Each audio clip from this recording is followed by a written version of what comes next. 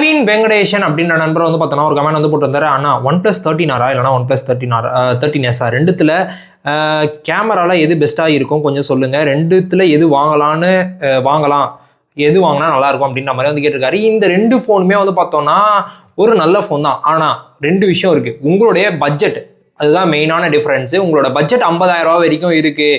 எனக்கு வந்து பார்த்தோன்னா செல்ஃபி கேமரா ரொம்ப ரொம்ப இம்பார்ட்டன்ட். எனக்கு வந்து அல்ட்ரா வைட் இல்லைனாலும் பரவாயில்ல, எனக்கு செல்ஃபி கேமரா ரொம்ப ரொம்ப இம்பார்ட்டன்ட், காம்பேக்ட்னஸ் ரொம்ப ரொம்ப இம்பார்ட்டன்ட் நினச்சிங்க அப்படின்னீங்கன்னா OnePlus 13Sக்கு வந்து போகலாம். ஆனால் OnePlus 13Sோட ரேட்டுன்னு 50,000 கிட்ட வந்து 52,000 கிட்ட வந்து இருக்குது. கார்டு ஆஃபர்லாம் போட்டோன்னா 50,000 வந்து வாங்க முடியும். அந்த 50,000 வரைக்கும் என்னால் ஸ்பெண்ட் பண்ண முடியும், எனக்கு ஒரு ஃப்ளாக்ஷிப் ஃபோன் தான் வேணும் அப்படின்ற போது நீங்கள் வந்து கண்டிப்பாக OnePlus 13Sக்கு வந்து போகலாம். என்னென்னா உங்களுக்கு அந்த செல்ஃபி கேமரா, காம்பேக்ட்னஸ்ஸு இது எல்லாமே ஒரு பெனிஃபிட்டாக வந்திருக்கும். அது மட்டும் இல்லாமல் உள்ளே இருக்கிற 8L8 சேர்த்து வந்து ஒரு பெனிஃபிட்டாகவே வந்து இருக்கும். இல்லை என்னுடைய பட்ஜெட் வந்து பார்த்தோன்னா ஸ்ட்ரிக்டாக 40,000 தான்ப்பா. ஏன்னா இதுக்கும் அதுக்குமே வந்து பார்த்தோன்னா கிட்டத்தட்ட 13,000 14,000 டிஃப்ரென்ஸ் வந்து இருக்குது. ஏன்னா இது கார்டு ஆஃபர்லாம் போட்டோம்னா நம்மளால் 38,000 வந்து வாங்கிக்க முடியுது, 38,000 37,000 வந்து வாங்கிக்க முடியுது அப்படின்ற போது எனக்கு பெரிய டிஸ்பிளே வேணும். எனக்கு வந்து பார்த்தோன்னா 8 Gen 3 ஓகே தான். எனக்கு வந்து 8L8 இருக்கிற பர்ஃபார்மன்ஸும் இதில் இருக்க பர்ஃபார்மன்ஸும் டே டு டேக்கு பண்ணும்போது ஒரே மாதிரி தான் இருக்க போது, ஹெவி கேமிங் விளையாடினாலும் அதே மாதிரி தான் இருக்க போகுது. அது மட்டும் இல்லாமல் எனக்கு இந்த பெரிய டிஸ்பிளே கிடச்சிருது. எனக்கு செல்ஃபி கேமரா கொஞ்சம் ஆவரேஜாக இருக்குது. நான் செல்ஃபி அந்த அளவுக்கு எடுக்க மாட்டேன்.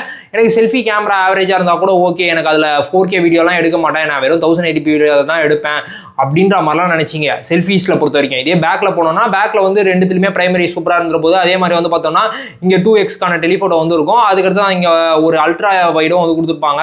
ஆனால் அந்த 8 MB அல்ட்ரா வைடை வச்சு நம்ம டே டைமில் ஓகே, ஆனால் நைட் டைமுக்கு கொஞ்சம் ஆவரேஜாக தான் இருக்கும், ஏன் பிலோ ஆவரேஜாக கூட தான் இருக்கும். ஸோ அதனால் அதை விட்டுறலாம். ஸோ இதை தாண்டி வந்து பார்த்தோம்னா பேட்டரி அப்படின்னு சொல்லி பார்த்தோம்னா ரெண்டுத்துலையுமே 13Sல வந்து 5850 mAh இருக்குது. அதை விட ஒரு 150 mAh அதிகமாக OnePlus 13R வந்து இருக்க போகுது.